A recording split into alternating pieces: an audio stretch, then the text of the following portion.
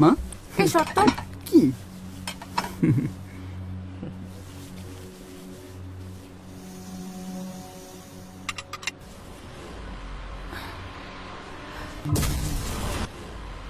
আরে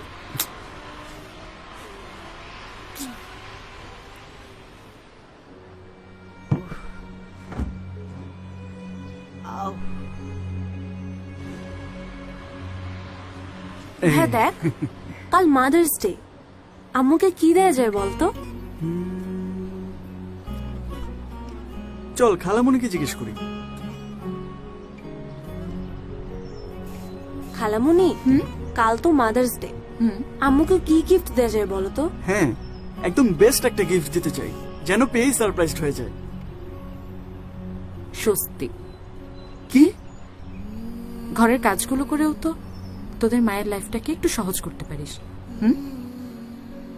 তুমি তো সব কাজ একাই করো মা, এখন থেকে ঘরের কাজগুলোতে আমরা তোমাকে হেল্প করব। হ্যাপি মাদার্স ডে মা।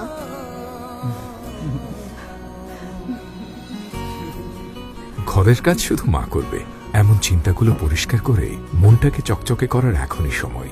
ঘরের কাজে হেল্প করে স্বস্তি দেই মাকে।